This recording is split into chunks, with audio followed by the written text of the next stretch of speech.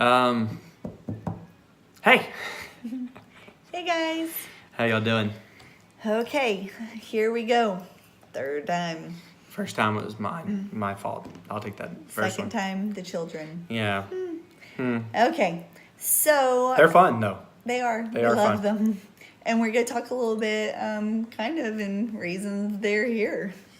Yeah, Yes, we- yeah. yeah. So if you watched the first video of the week, code word purple, Purple. we are really going to dissect that. And if you haven't listened to it, then you're in for an awakening, right? Of wondering what it is. So we're giving you some keywords for those of you that have already listened to week one.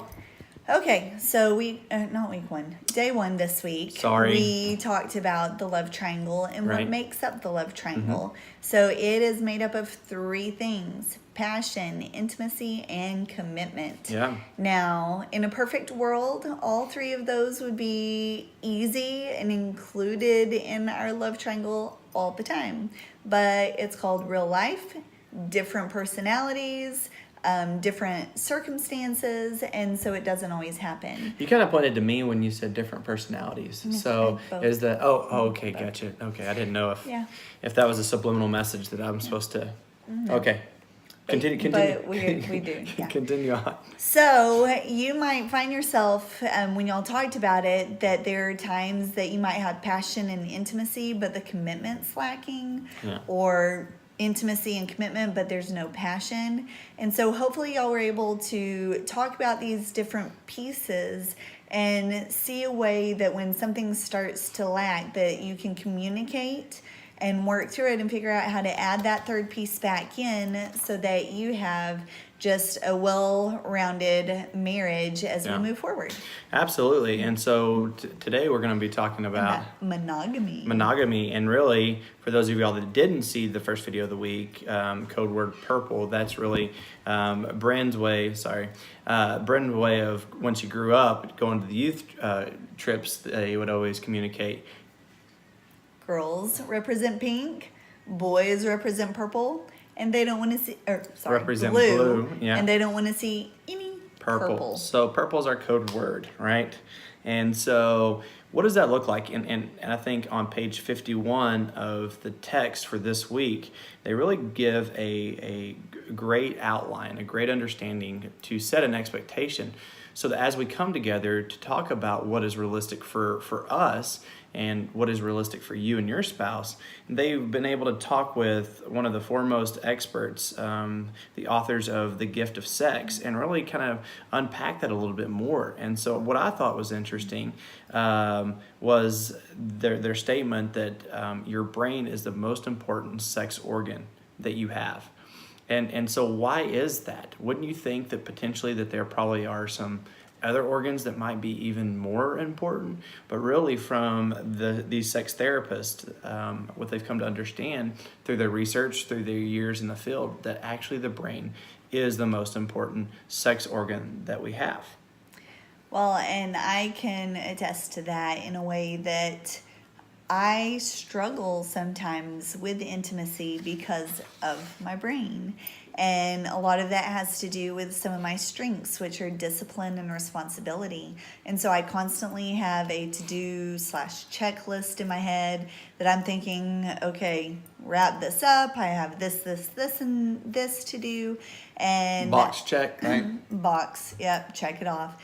And it's kind of like they say women, you might have heard this saying before, that women's brains are more like spaghetti. Everything just intertwines.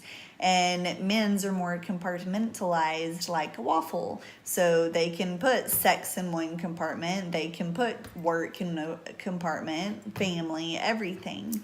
And so I know for me, I have to work with the Lord constantly to help me just be at peace, to be able to enjoy the moment, and to be able to tell me, no, that to-do list is going to get done at some point, but I need to enjoy the beauty that the Lord created that's between man and woman, and that's our purple. Yeah, and just how we embrace. And talking about waffles and spaghetti kind of makes me a little hungry. I don't know about you, but that going on, talking on page 52 about this, the sexual desire is not contagious.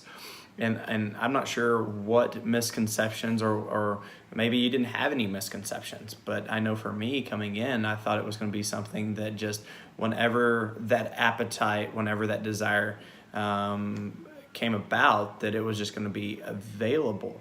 And so when that didn't happen, it kind of threw me for a loop because I just automatically assumed. And so we've had to walk through seasons of life of just creating healthy expectations for one another of what's appropriate, what's not, what works for us, and what works for us may not work for you, and what works for you may not work for us. Again, it goes back to that y'all come into agreement, that there's some unison between you and your spouse, but that it's not contagious, that if your wife is interested, that automatically it may not interest the guys. But I don't know, I guess. Oh, I definitely wish it was contagious because this man loves some physical touch. And I love that about him. And I love how he adores me and he woos me with his words. But there are still just times that no matter how amazing, how loving, how patient he is, and how interested he is in purple, that I still struggle and have zero desire.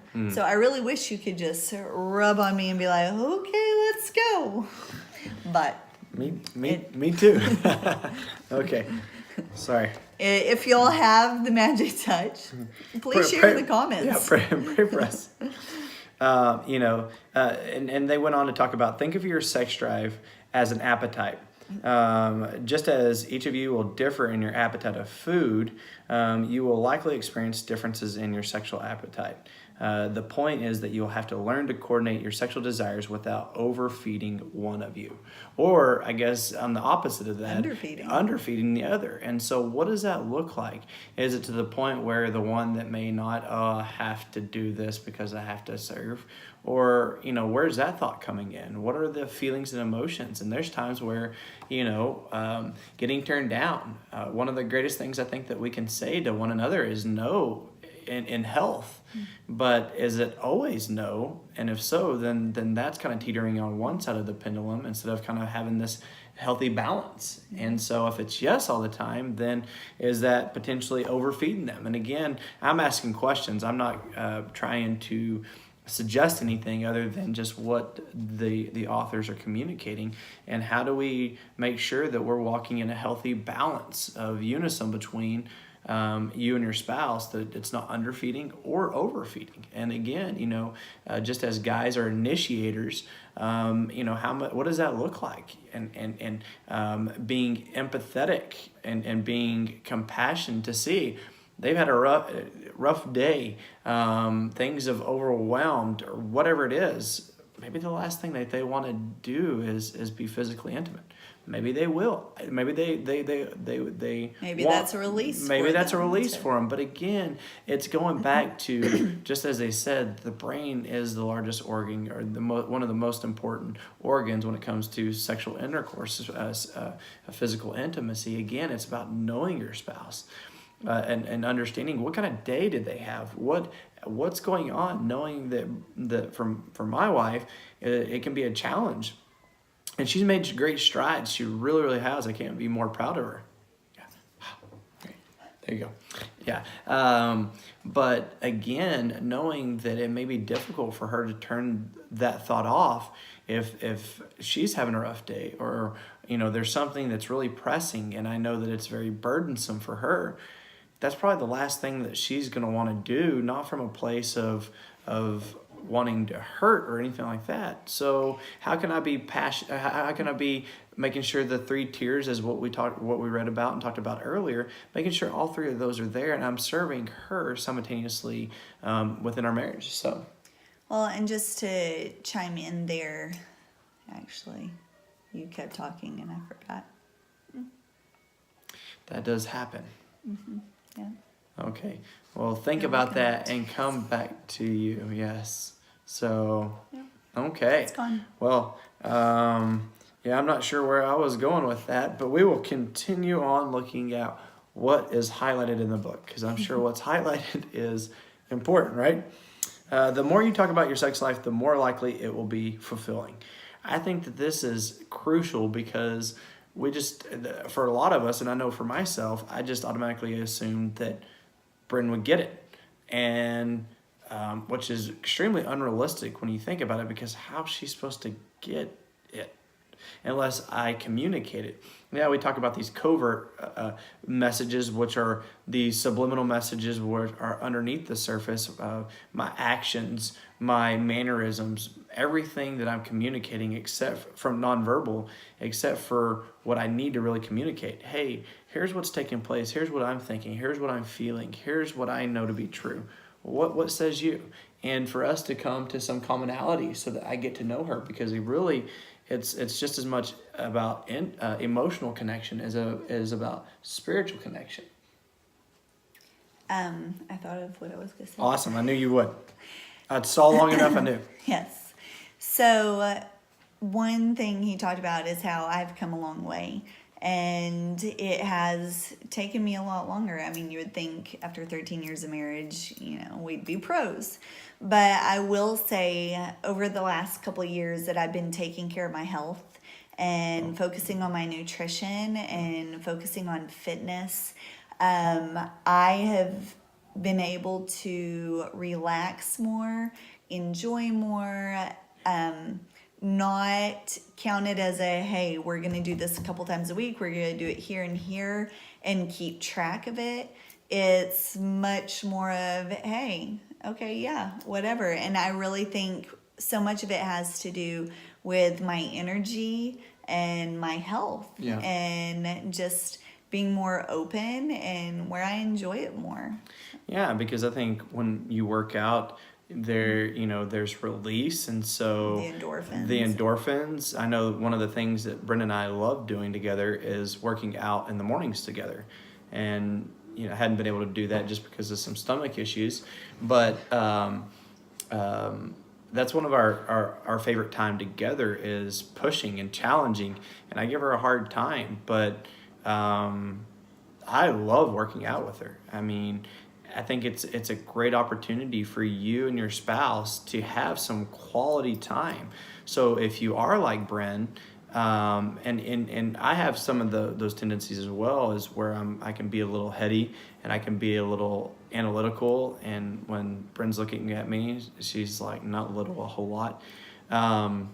It gives an opportunity for a release and to challenge and to grow and connect. And I think the more that you have those opportunities to be able to do that, then it gives greater opportunities of not having to hold on to some of those things when you are in the bedroom wanting to be physical with one another. So, challenge for this week. What are we challenging this week?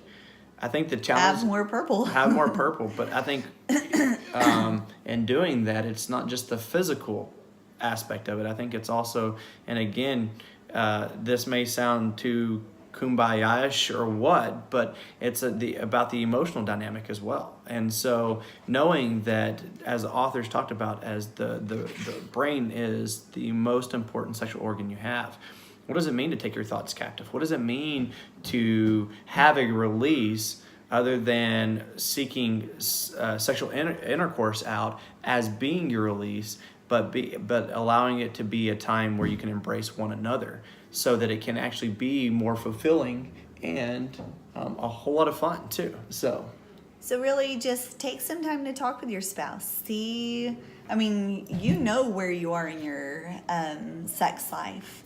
If it's something that's going to be once a month, if it's going to be a couple times a week, what your sex life looks like. And so take some time. If it is just once a month, look at it and figure out why. Or is it your brain holding you back? Is it schedules? Is it time? Is it sleep? Are you tired? Yeah, because sleep Take a nap. is a huge impact. But figure out ways to make time for each other. At least shoot for once a week. Yeah. And if it's more, that's awesome. If it's less, we really want to challenge you. Intimacy is so important. It's the one thing that only the two of you have together. Yeah. No one, nothing else. It's just between y'all. And, God created it for y'all, and you're one when you're intimate with one another. So we want to challenge you at least once a week. Yeah. Where we won't make you tell us. Yeah, it's not, this isn't for us. It's not a kiss and tell type thing. But again, it's to challenge you to become stronger physically, emotionally, and even some dynamics spiritually, right? Mm-hmm.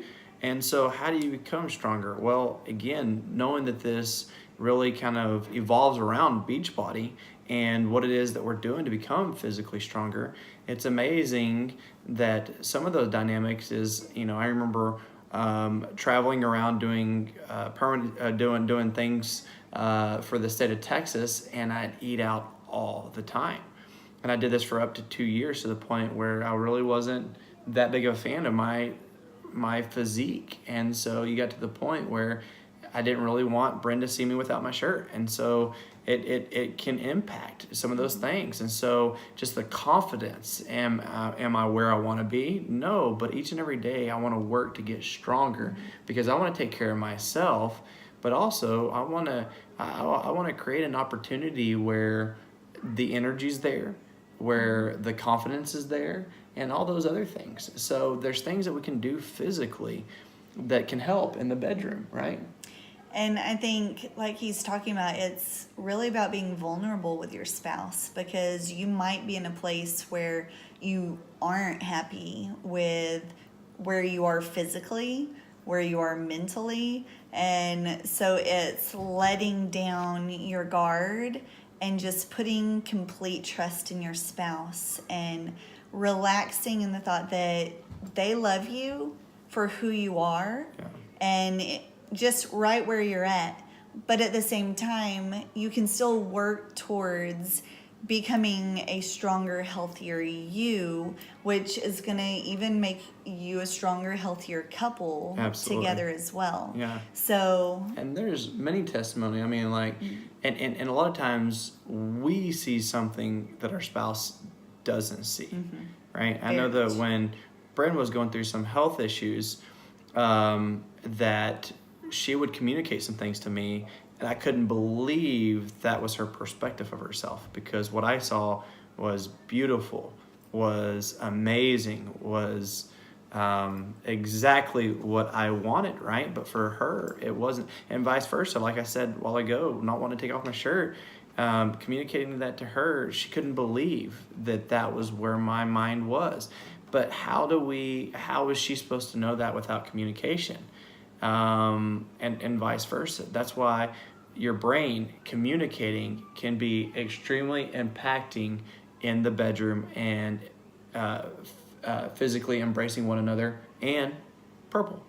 So just like in nutrition, workouts, sex, your mind can stop you from doing so much, but your body is capable of so much more. And how you feed it, how you take care of it, how you pursue your spouse, you're going to grow leaps and bounds in all of those areas. Yeah. So you just have to shut off your mind. So, and just believe. And so I will say that of all the challenges, this should be the most fun. Yes.